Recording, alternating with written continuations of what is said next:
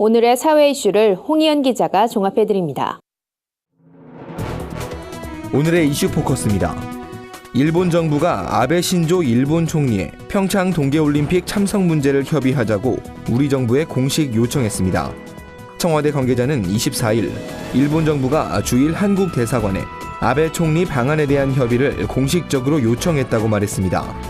청와대 관계자는 또 한일 양국은 아베 총리의 방안을 위해 협의해왔고 일본 정부가 주일 대사관에 공식 협의를 요청했기 때문에 잘 협의할 예정이라고 덧붙였습니다. 한편 일본 NHK는 아베 총리가 평창올림픽 개회식에 참석하는 방향으로 최종 조정에 들어갔다고 보도한 바 있습니다. 아베 일본 총리는 일본 언론과의 인터뷰에서 재반 사정이 허락하면 개회식에 참석해 일본인 선수들을 격려하고 싶다며 현지에서 문재인 대통령과 위안부 문제를 직접 논의하고 싶다고 전했습니다. 북한이 평양 미림 비행장에서 대규모 열병식을 준비하는 정황이 민간 위성에 포착됐다고 미국의 소리 방송이 보도했습니다. 미국의 소리 방송에 따르면 북한은 23일 오전 평양 미림 비행장 북쪽에 있는 광장에서 열병식 준비로 보이는 대규모 움직임을 보였습니다.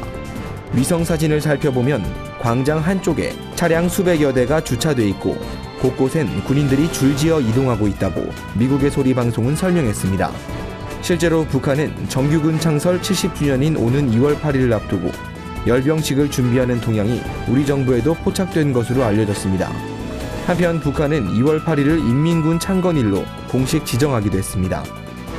자유한국당 나경원 의원을 평창 동계올림픽 조직위원회 위원직에서 파면해달라는 내용의 국민청원에 참여한 인원이 20만 명을 넘어섰습니다.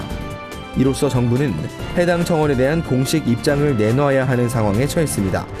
청원자는 그래서 나경원 의원이 평창올림픽이 평양올림픽이 될지도 모른다며 IOC와 IPC에 남북 단일팀 반대 서한을 보내고 한반도기 입장을 반대했다며 이는 국회의원 한 명의 독단적 사고이며 이 같은 이유로 파면 청원을 한 것이라고 말했습니다. 이번 청원에 대한 답변은 청와대 사회수석이나 문화체육관광부 장관이 내놔야 할 것으로 보입니다.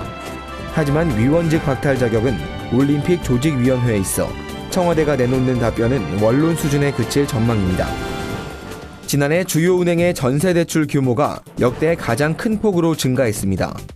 은행권에 따르면 국내 5대 은행의 전세자금 대출 잔액은 총 45조 6천억 원으로 전년 대비 11조 6천억 원이 늘었습니다. 이는 폭증세를 보였던 2016년 증가액을 뛰어넘은 수치입니다.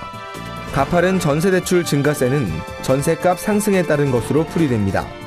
지난해 12월 기준 서울 지역 평균 전세값은 3억 5천만 원, 아파트는 4억 4천만 원으로 집계됐습니다. 전세값은 3년 전보다 약 30% 이상 올랐습니다. 한편 은행들은 이에 맞춰 스마트폰을 통해 손쉽게 이용할 수 있는 전세자금 대출 서비스를 출시하고 있습니다. 한국카카오은행은 23일부터 보증금의 80% 최대 2억 2,200만 원을 대출해주는 상품을 내놨습니다. 신한은행은 이보다 앞선 지난해 11월 영업점에 방문하지 않아도 모바일로 신청할 수 있는 전세대출 상품을 출시한 바 있습니다. 최저임금 인상으로 일부 아파트 단지에서 경비원 해고 사례가 나타나자 서울시가 고용 안정을 위해 팔을 걷어붙였습니다. 서울시는 공무원과 전문가, 입주민 단체 등으로 이뤄진 아파트 경비원 고용 유지 특별 대책반을 발족한다고 밝혔습니다. 서울시는 경비원이 최저임금을 받는다고 가정할 때 현재 인원을 그대로 유지한다 해도 가구당 추가 부담은 월 4,204원가량이 될 것으로 추산된다며 커피 한 잔 값밖에 되지 않는 금액을 구실로 경비원을 해고해선 안 된다고 설명했습니다. 특별 대책반은 앞으로 서울시 내 아파트 단지를 전수조사해 경비원 근로조건을 확인하고 입주민을 대상으로 경비원과의 상생 방안을 모색할 계획입니다. 구티비 뉴스 홍우연입니다.